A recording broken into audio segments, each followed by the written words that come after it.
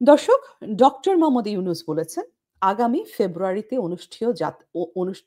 অনুষ্ঠেয় জাতীয় নির্বাচন শুধু একটা সাধারণ নির্বাচন নয়, এটি একটি ফাউন্ডেশনাল ইলেকশন, যার মাধ্যমে নাকি নির্ধারিত হবে আগামী বাংলাদেশের পথরেখা।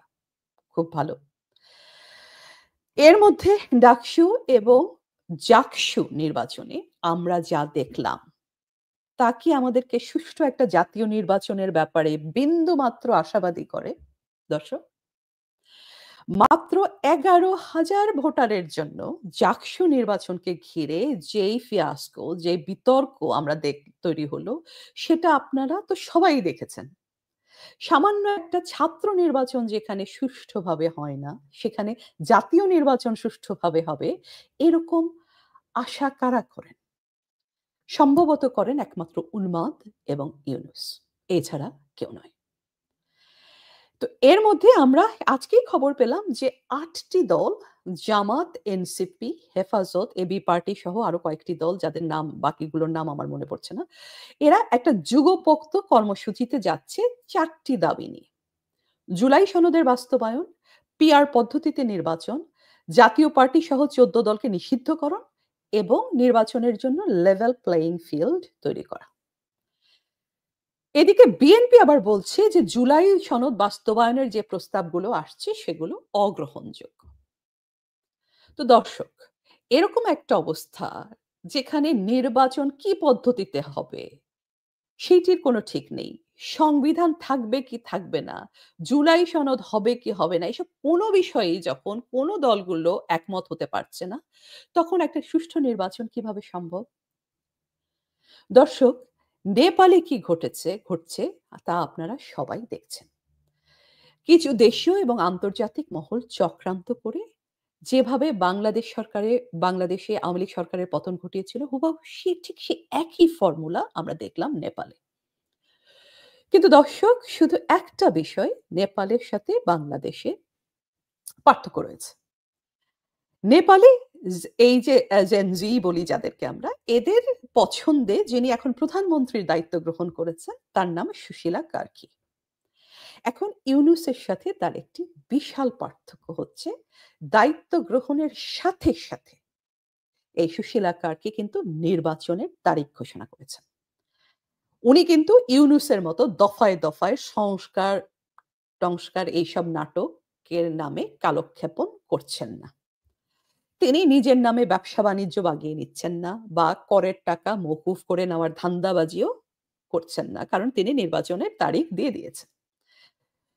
সুশীলা কার্কি, দেখুন দর্শক, সুশীলা কার্কি দায়িত্ব গ্রহণের একদিনের মধ্যেই নেপালকে একটি সুনির্দিষ্ট দিক নির্দেশনা এবং সময়সীমা কিন্তু দিয়েছেন।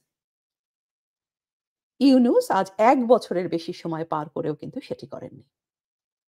এখন জাকসু নির্বাচনে শিবিরের বিজয় দেখে অনেকেই মনে করছেন এই দেশে ফেব্রুয়ারিতে নির্বাচনের নামে যে প্রহসন অনুষ্ঠিত হবে, যদি হয়, সেটা তো একটা প্রহসনই হবে। তো সেই প্রহসনে সেটাতেও মোটামুটি ম্যাটিকুলাস প্ল্যানিং করে ক্ষমতায় আনা হবে মূলত জামাতকে। এখন তেমন হলে বাংলাদেশের অবস্থা কি হবে? বাংলাদেশে মুক্তিযুদ্ধের কি হবে? মুক্তিযুদ্ধের ইতিহাসের কি হবে? মুক্তিযুদ্ধপন্থী মানুষদের, যে স্বাধীনতা প্রেমী বাংলাদেশের দেশপ্রেমিক মানুষদের কি হবে? বাংলাদেশের নারীদের কি অবস্থা হবে? সেটা নিয়ে অনেকেই খুব আশঙ্কিত আছেন।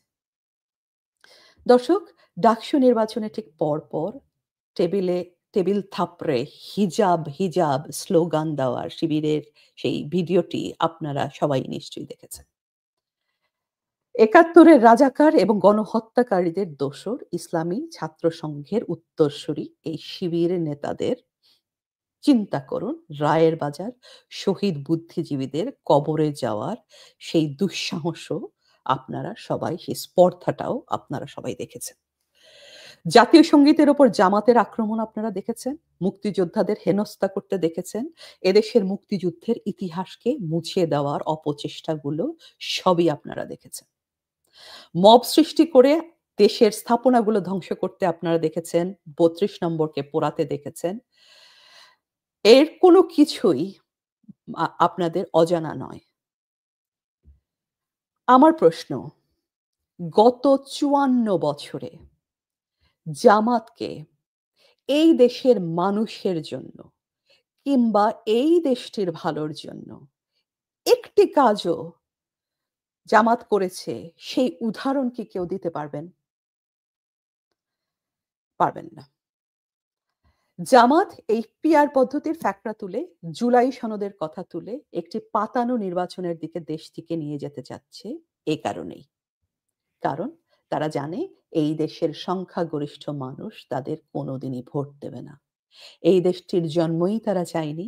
এই দেশের মানুষের জন্য কোনো কিছু তারা গত ৫৪ বছরে কখনো করেনি। শুধু ক্রমাগত সন্ত্রাস করেছে এবং এই দেশের মানুষের ক্ষতিই কিন্তু তারা করেছে। দর্শক, একটি দেশের নির্বাচনের সাফল্য নির্ভর করে ৩ টি জিনিসের উপর। ১. নির্বাচনে দায়িত্ব থাকা সরকারের সক্ষমতার উপর। নির্বাচনের দায়িত্বে থাকা সরকারের নিরপেক্ষতার উপর এবং ৩য় এবং সবচেয়ে ইম্পোর্টেন্ট জিনিস সেটি হচ্ছে নির্বাচনের ফলাফল সবার মেনে নেওয়ার উপর। এখন এই যে অবস্থা বাংলাদেশে চলছে, সেখানে এর একটিও বাস্তবায়িত হওয়ার কোনো লক্ষণ কি আপনারা দেখছেন? সক্ষমতায় ইউনূস সরকারকে আপনারা কত দেবেন দর্শক? ১০ এর মধ্যে ০ দেবেন নাকি -10 দেবেন? আওয়ামী লীগ, জাতীয় পার্টি ১৪ দলকে বাদ দিয়ে কিসের নির্বাচন হবে? কোন নির্বাচন হলেই কি তার ফলাফল কেউ মেনে নেবে? এমনকি এই যে দলগুলোর ঝা আ আ আওয়ামী লীগ, জাতীয় পার্টি এগুলো সব বাদ দিলাম। এই দলগুলোকে বাদ দিয়েও ডাকসুতে এবং জাকসুতে যেই নির্বাচন হলো তার ফলাফল কি কেউ মেনে নিয়েছে? দর্শক, এই দেশে মুক্তিযুদ্ধের পক্ষশক্তি এখনো বেঁচে আছে। কাজেই যারা হতাশায় ভুগছেন তারা ধৈর্য হারাবেন না। জামাতকে প্রতিহত করতে এই দেশের সাধারণ মানুষ জানে। ৭১ সালে আজকের দিনের সক্রিয় সব ধরনের জাতীয় এবং আন্তর্জাতিক মহলগুলোর অপতৎপরতা কিন্তু এই দেশের মানুষ প্রতিহত করেছিল। সেই সময় ১৯৭১ সালে বাংলাদেশের জনসংখ্যা কত ছিল দর্শক? ছিল ৭.৫ কোটি। আজকে সেই সংখ্যা হয়েছে ২০ কোটি। বাঙালি তার দেশকে রক্ষা করতে জানে।